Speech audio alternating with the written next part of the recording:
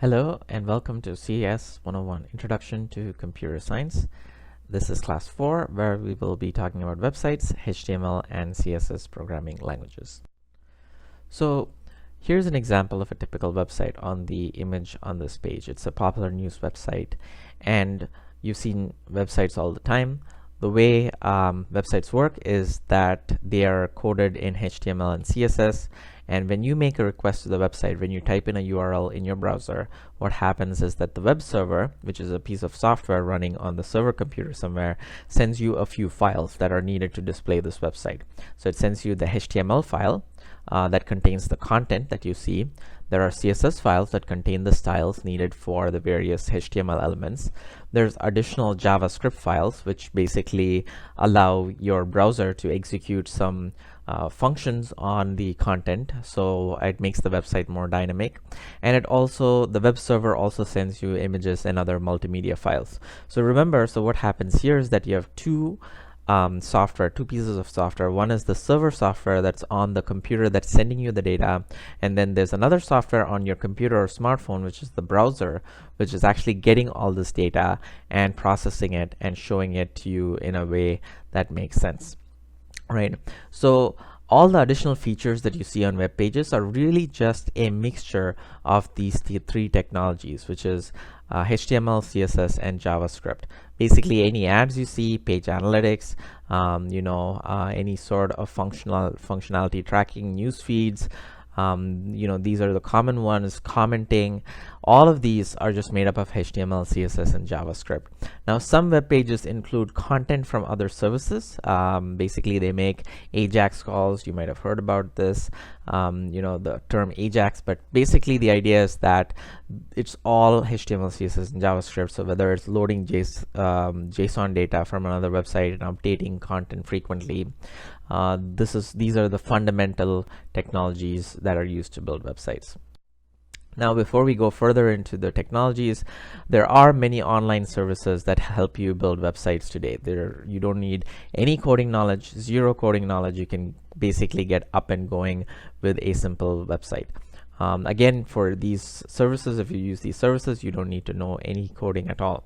The most popular services in the US are WordPress, Wix, Weebly, and Squarespace. Now, WordPress is unique because there's actually an open source implementation of WordPress that you can install on your own servers and set up a website that way. But WordPress.com also provides services where you can host on their own servers, like Squarespace and Wix and Weebly. And the idea is that you log in, you pay the service provider some amount every month, $5 a month, $20 a month, and you drag and drop various interfaces and build your website. You don't need any coding, right? So this is really the simplest way to start.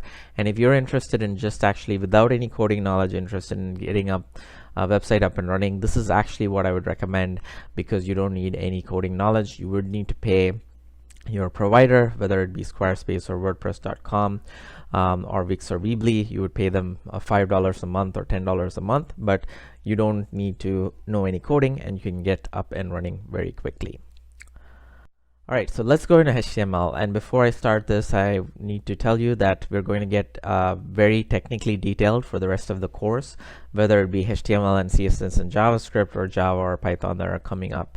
So just a word of caution there. So HTML is a markup language. It's not a full programming language, and XML and CSS are other examples of markup languages. We will not be discussing XML, which is extensible markup language. CSS we will be talking about. What I mean by a markup language is that it is markup that is written in text. So there are tags, there's the content, but it's stored in a text file. So your browser, it opens this text file and it renders this into something that the user can see. So these are some example tags that are basically used in HTML. So HTML is basically hypertext markup language, so HTML. ML is markup language, HT is hypertext. So these are tags. H1 to H6 are headings, P is a paragraph, D is a div is a block, span is a smaller block. You can have table divs, and A is linked to another page. So if you look at the image on the right, in this image, the left side actually shows you the text file which contains the HTML, and the right side is that same page viewed in a browser. So you can see that with the tags and the text in there, you can render formatted text in the browser using those header, p, and other tags. This is basically how HTML works. It's a simple text file with some markup tags, and you can use that to annotate your text, and that way format your text in a way that can be shown properly in the browser. So more about HTML tags. HTML is composed of elements. Element consists of an opening tag, and each tag can have attributes. There's a content, and then there's a closing tag. So you can see in this example on the right, there's link actually. So there's the link is the text you'll see on your browser is computer hope, but it links to a file called hope.html, and you see A is the tag, and it has the href and hope.html are the attributes, and then you have the tag content, which is shown in the browser, and a closing tag. So this is basically how HTML is built with these tags, and tags can be nested. One tag can contain other tags, and HTML is basically this nested text file where there are tags within one another, and that's how your web page gets built. Let's talk about CSS, cascading style sheets. So HTML is basically a markup language, for the elements and content. CSS, cascading style sheets, are the markup language to specify the styles for these HTML elements. So these, what they're used for is to specify color, font color, size, spacing, things like margins and padding and things like that. So that is what these are basically for, right? So this gives you better formatting of your HTML document.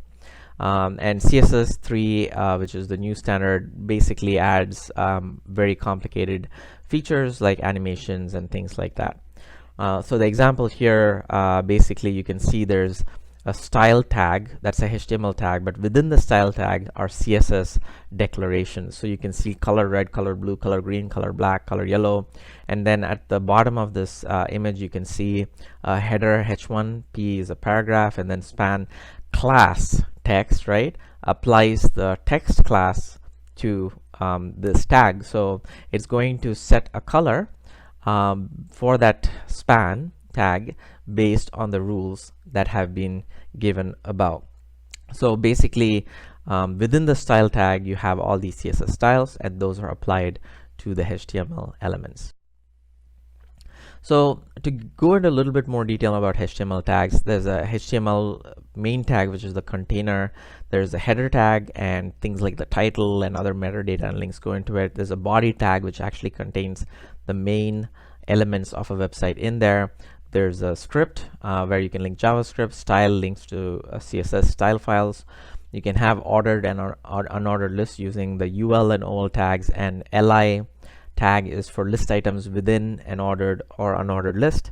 There's an IMG tag, audio and video tags for embedding audio and video on your website, bold, underline, italics tags, input to let you have form input. So you can have forms on your website where you enter data, right, that gets submitted to the server. So input and forms are for that. Text area is another example of a form element where you can enter text. And this is basically just a subset of all the HTML tags that you can use in a HTML page for building your website. There's a full list at a website called w3schools.com/tags, and w3schools.com is actually an excellent resource for actually trying out some of these tags in your browser, so you don't need to download or set up anything. If you go to w3schools.com and go to the HTML tutorial, you can actually play with these tags in your browser and try to edit them and render a full web page from within your browser. So I highly recommend that resource. You can play with HTML tags and building a simple website. Here's an example of what a HTML document looks like. This is a fairly, it looks a bit overwhelming the first time you see it, but the more you work with HTML, the more you'll realize what it is. There's a lot of boilerplate here. There's the HTML tag, the head tag. There's a link to a style sheet, link href, and then the header tag ends. Then there's a body tag. There's a div around the main content. Then there's a navigation, which is basically a list, and you have all these links that go to home, about, work, contacts. So it's a pretty standard sort of HTML page, and this example comes from line25.com. I've added a link at the bottom so you can see where this comes from.